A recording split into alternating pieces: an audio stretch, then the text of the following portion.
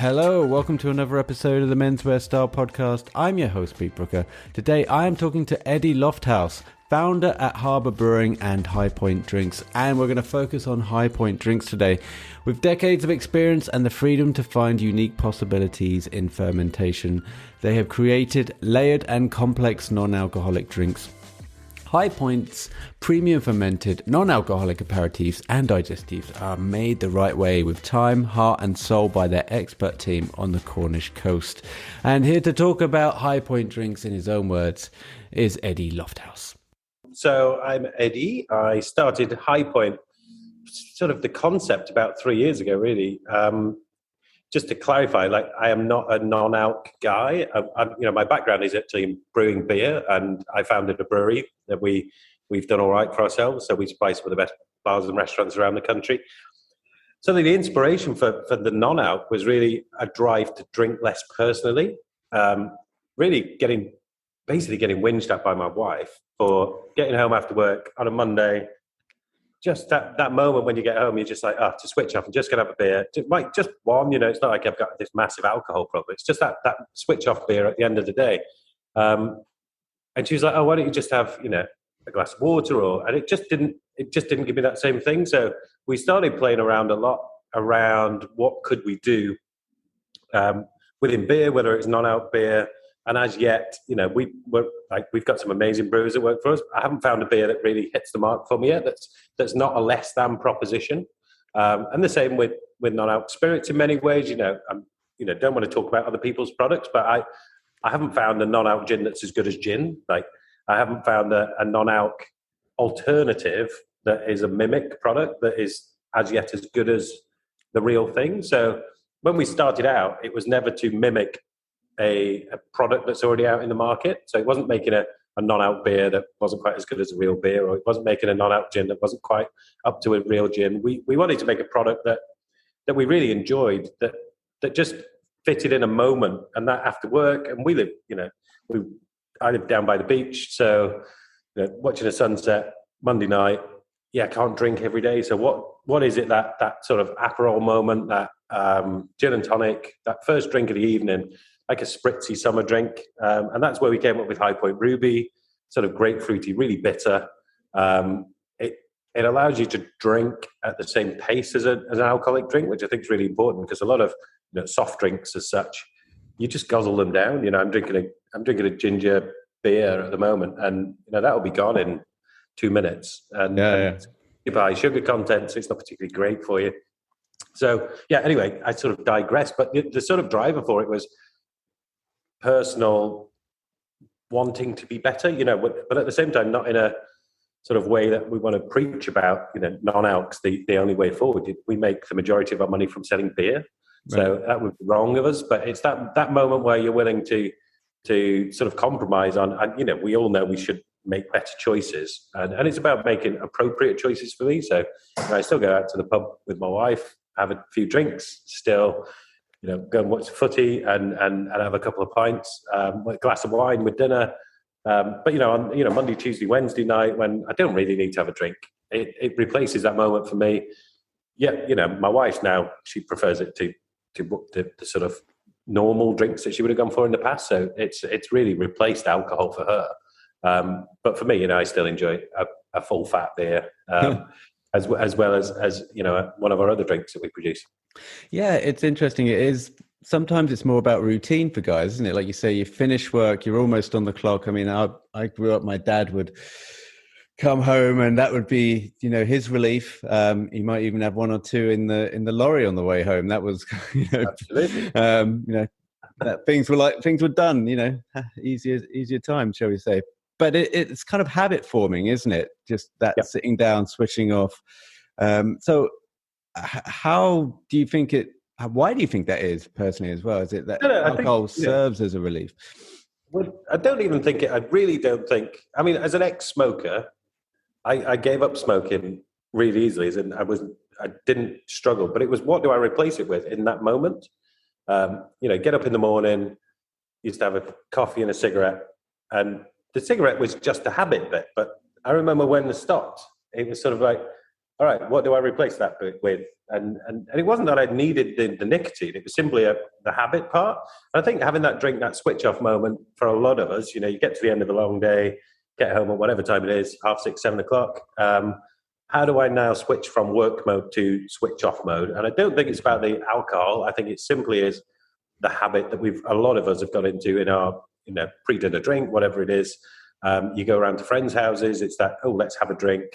So, alcohol, I don't think is the issue. It's what do we replace the alcohol with that allows us to still be creatures of habit, because that's what we are generally in life, and still enjoy that and it not feel like a less than proposition or an inferior replacement for something. So having a beverage that you drink at about the same pace, because a lot of soft drinks you guzzle. If you go to the pub and your friends are all drinking pints and you're drinking Coke, you'll finish your Coke so quickly. And so it's about, for me, a lot of it's about the moderation of liquid intake almost, because you don't sit in there and drink, let's say, replacing an Aperol moment. You don't neck an Aperol in 2 minutes. Well, you might neck an Aperol in 2 minutes, but generally one doesn't. Yeah, if my girlfriend's there, she will do. Yeah. So it's about finding a drink that can replace that moment and replace the speed of serve, the experience, the feeling something special as well. If you're making a drink at home, whether it's a gin and tonic or an Aperol, or opening a beer and pouring in a glass and you get that nice head, or whatever it is, as part of the habit of preparing a beverage for that moment as well. Yeah. Even if it's just, that riff, when you open a beer and you get that, when you open it's part of that. It's all about the sensory thing. It's not just around the drink, and certainly not the alcohol. So it was finding those moments where, ours is generally mixed with tonic, the Ruby. So, it's that 50 mils, ice, slice, and then tonic water. And it allows you to carry on those habits that a lot of us have formed over years and years of consumption. Yeah. And still have a memorable drink that makes you feel special, basically. Yeah, it's interesting you mentioned the kind of the sound of just opening a beer, but also I related that to smoking when I used to smoke. I would always hate other people lighting my cigarettes, because you have that, and I think it's kind of, there is something psychoanalytical about it when you hear the sound of the and the feel of the Zippo and the connection that you have with all that. It all kind of infuses the experience, and the same with drink. But you mentioned also the moment where you do treat yourself, because I feel like, if you don't drink, I mean, I didn't drink for about 4.5 years. I've only just started drinking again recently, but there was never anything that I could do that was a decent ritual where I would feel like I'm treating myself, if you know what I mean. Even though I'm not drinking, I guess I'm treating my body well in that respect, but I'm not having any special moments. So I'm glad this kind of came. Moment, isn't it? It is. It's whether it's, there's lots of non-outs out there, and lots of good ones, and lots of them allow you that moment where you prepare something that you feel special from, and it's not just I'm not drinking, so I'm not having this moment. It's being part of that experience that is certainly part of British society, and much wider than that, I'm sure. But we are a creature of habit, and certainly over my number of years on the planet so far, alcohol's formed a big part of it. We've got bars and restaurants and stuff that we have as a business, and we can go down, and I'm going, as I'd said to you earlier, I'm going down to the beach afterwards. We've got a bar down there, but then I've got a 20-minute drive back home. So I won't be having a drink. I will have a high point, but it allows me that moment where I'm like, oh cool, I'm in the bar, I'm having a drink. I don't feel like I'm having something less than everyone else. I feel like I'm part of that. And it's hugely important. And how healthier is it? I always thought this when I was at the bar, not drinking. How healthier is it to have like a Coke, or like you're having a ginger ale there? I mean, in terms of, it's not, because you're putting like that alternative of, well, let's just put more sugar in rather than blood. Yeah, like the sugar content of some of the traditional soft drinks, even if it's a glass of orange juice, right? It's actually not really good for you at all. So I should know these facts. I think our high point is, so if you mix our high point Ruby with tonic, like a slimline tonic, that's less sugar content than a normal gin and tonic. So it's not like we're giving you a particularly high sugar content drink. And because you don't drink lots of it, it's a low consumption product. So if as I say, I'll drink. I'm most of the way through this ginger beer now, and I actually have no idea what the sugar content is, but it will be a lot. Yeah. But it is. it's never the healthy alternative. I mean, when people It's say, not. Soft drinks aren't particularly healthy. I mean, water's good for you, as we all know, but it doesn't replace that moment. So to have a lowish sugar product that allows you to have a lower consumption rate than a sort of high sugar product is great. And we don't sell our product. We aren't. I mean, you can see me. A lot of your listeners can't see me, but I am not this health guy. It's just about better choices for me.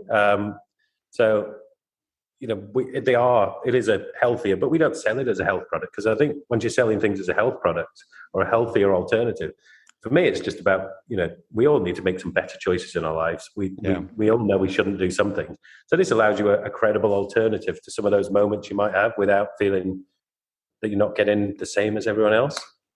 Do you think also there's a demand now for, or a higher demand for non-alcoholic drinks now, because there was so little choice back, I'd say 10, 20 years ago?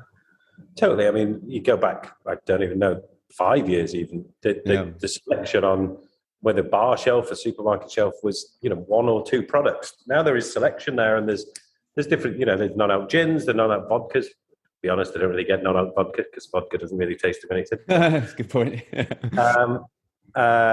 We've got spritz drink. Ours are made into spritz or mixes. We've got a really smoky one. It doesn't try and mimic a whiskey, but it might replace it in a cocktail and things like that. We've got a selection of non-alcs behind me that I can see over there. We've got an Indian-based spiced one. There's non-alc beers back there. There's non-alc alternatives for pretty much everything. Yeah. And that's great. Just having selection, because much as I like our products, I don't always want to drink the same thing. You want selection. So I think having a credible selection of adult beverages that you can drink in an adult environment, whether that's the pub or around a dinner, going over to friends at a party, whatever it is, that you don't feel that like the Schlur days. You go to a party, and if you weren't drinking, they give you a bottle of Schlur or an elderflower cordial. There's nothing. But at the same time, it's hardly exciting. After your second one, you're a bit, it's enough to get you drinking again. Yeah, absolutely. So, I think, the selection that's around in non-alc is amazing at the moment. And it's great for the quality, I think, now is better than ever before as well. So, there are non-alc products out there that, are great and great alternatives and great replacements. And so that's, it's all good for the industry, and it allows, because the standards improving, I think it's drawing more people in, which means there's more consumers and people making, as I said, making better choices in whatever fits in their lives. And so I was going to ask this at the beginning, but where does the name High Point come from? So High Point is on the bottle. There's a rock formation, and it's actually from the highest point of Cornwall, which is called Router. It's actually not the highest point; it's the second highest point. But the highest point is actually called Brown Willie, and we didn't think Brown Willie was going to go that well for a non-alc product. So High Point was named after Router, a rock formation on Router, which is sort of a 20-minute walk from my house, and I walk up there a lot with the kids, and it's just it just seemed to fit, because we're looking for that high point of your day, that end of the day moment, where quite often, if you've had a hard day, that beer or that drink that you have when you get home is the high point of your day so far, and that's the moment we were looking to replace. So it sort of fitted, and when we were chatting about it, I was walking up that hill a lot, so it just seemed to work. And so you released this last year, is that right? Back in so we sort of late summer last year. We served it in our own bars last summer, and it went really well.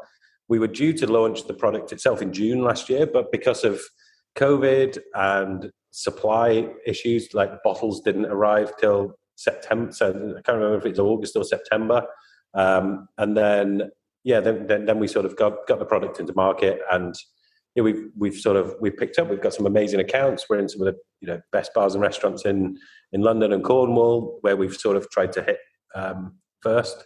and it's going really well. Yeah, people are loving it. It's a product with lots of flavor. It's not, and it's slightly different. So we definitely polarizes, especially the amber, which is really smoky. So we actually smoke some of the ingredients in there, smoke the liquid. Nice. So it's different, and because of that, it is slightly polarizing. People really love it or really hate it, and I'm cool with that.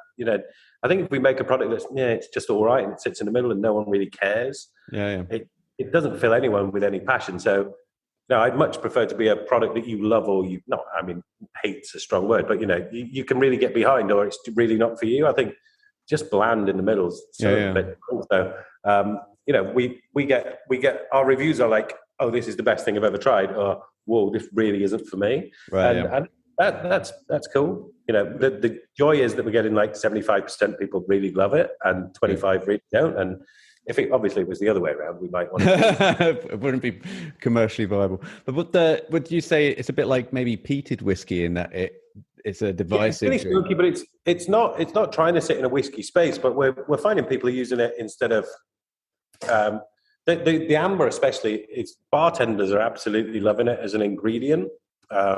Alcoholic, non-alcoholic drinks. I think a lot of non-alcs aren't very punchy. They're not like in your face big flavors. So when you mix them into non-alc cocktails, you're not really getting the benefit of the drink. But ours are big, punchy, vibrant flavors.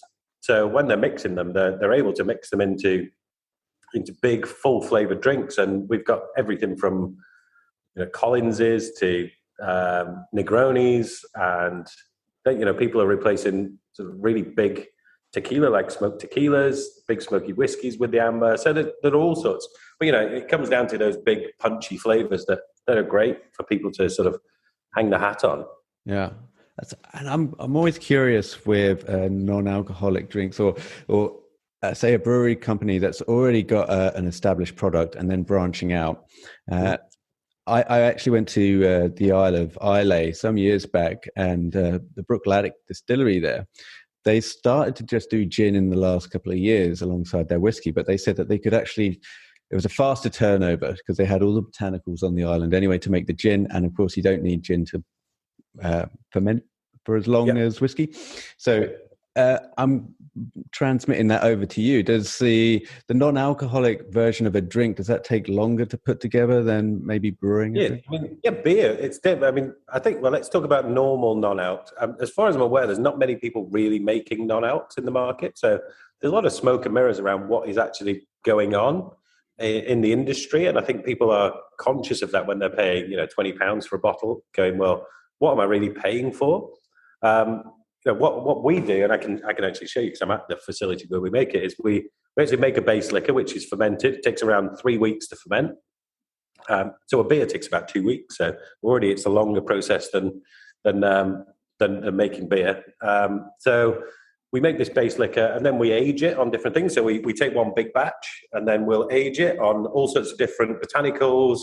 Like we've got oak in there, we've got different zests. So we've got grapefruit zest, orange zest, and then we get together all of those things at the end, and they all age and infuse for different amounts of time, and then we blend those back into the base liquids. So we make 2 or 3 different base liquids, age them on different infusions, and then our process is between at the quickest 3 weeks for some of the infusions, right up to sort of 8 weeks for others. And we've got barrel aged versions. So as we're talking about how we do it, I'll take you through the magic door. Well, this will be fun actually. So whilst you're walking through the doors, Eddie's going to show us a few batches. If you're on the YouTube, people, we can show you this clip on the YouTube. Head over to Menswear Style. And this is our links there. Facility. We got a big window behind me here, which is why it's all a bit light. Oh, nice. So this is where we make the base liquor. It's a little brewery. So we basically make a tea base using all sorts of different teas, green teas, black teas. Lapsang goes into the amber, so we've got all the smokiness that you get from Lapsang. Then we ferment in a few of these different vessels. So we got open top vessels. We will do aerobic fermentations. We do anaerobic fermentations. We switch between the two, so we get a bit geeky with all the different bacteria. We've got product aging in barrels. If you look at those giant 3,000-litre barrels back there, we've got different products aging in those. Right down to some of the more obscure infusions where you got these big vats on the floor. where you've got all sorts of different bits that are just aging at different levels. And then what we do is we take all of those different component parts and blend them back to give us the sort of the dream sort of liquid at the end. So, amazing. It's a natural product. It's fermented with both yeast and bacteria. It takes time. And I think people get what it's about then. They understand why they're paying. It takes us weeks to make this product. And I think people therefore can appreciate it. And we are craftsmen as such. That's fascinating. Well, Eddie, I think you might send in some flavors profile off the lab. Could you tell us, just to wrap up, the people that might be buying some High Point drinks, what the best signature serves might be? Maybe a 2 or 3 signature serves that you recommend, or some that you've already got on your go. I mean, the High Point, which I'll just grab a bottle of each so you can see what I'm talking about. Yeah. Let's have a quick look at these. Eddie's just gone to the top shelf. I'm back. I do apologize. That's all right. Here we go. So Ruby, it's our big red. It's ruby coloured. And it's a beautiful red, sort of Campari coloured drink. Signature serve on that was super simple, just with tonic, 50 mils of tonic of High Point with a standard bottle of tonic water, 275 bottle, over ice, slice of grapefruit, just perfect. Really sunny day drink that you can just get behind and sip in the sun, and that's sort of where it all started. And then amber, really, our serve with this one, I mean, people get crazy. We got people making all sorts of different drinks, but just standard 50 ml with a ginger beer over ice works great. Right through, I was drinking this the other day with Vimto. Whoa, old school. Proper old school. Like, I'm a northerner, so having Vimto. We just had some around, and someone said you should try that. So just with lime and Vimto. It was next level. Honestly, it was amazing. It brought smoke complexity, and it took what is a kid's drink to just a whole nother level. It brings fermentation. What fermentation does? It brings complexity to products, and so you're getting really complex, layered flavors from these things, and you just don't get that. You just don't get that from any other technique of liquid production, in my view. So what they allow you, the amber definitely, get a hold of it, play with it. It's not bad. Don't drink it neat. Like, it just doesn't taste great. So mix it into ginger beer as a standard serve, or ginger ale, or really get creative. And then the ruby's totally different, just with a tonic water, and it makes a really great long drink. And it will be a nice surprise for the guests, I think. So now that we're opening up a bit and the sun's coming out, a few more garden parties, this will be something different for people to get involved with as well, and be conversation stimulators around the barbecue. I'm digging it. I think people are really surprised. We use some of the ingredients in there that you really only get in alcohol. So things like wormwood, people don't have that flavour normally in their lives, but the places you would have had it before is things like absinthe, and it's in quite a lot of alcoholic drinks. So that's in both of these products. And when you drink it, people go, but it has got alcohol in it. It can taste the alcohol. It really doesn't have alcohol in there. And that plays some tricks with your mind, which is great. And it just gets people thinking and talking. And that's what quite often, those situations where we are drinking alcohol traditionally are about those social situations. So, they do a lot of the things they open things up. It's conversation piece, and it gets people talking and communicating and enjoying an evening. I'm all involved with that. I can't wait to get my hands on a bottle of that. Definitely the amber that I'm going for first. But Eddie, I appreciate you got a bit of a hard out. You got a beach to get to. I've got a dog to pick up from the vets. I could talk to you for hours, but maybe another time. Thanks so much for walking us through and showing us behind the scenes. And continued success, mate. Thank you very much. Take care.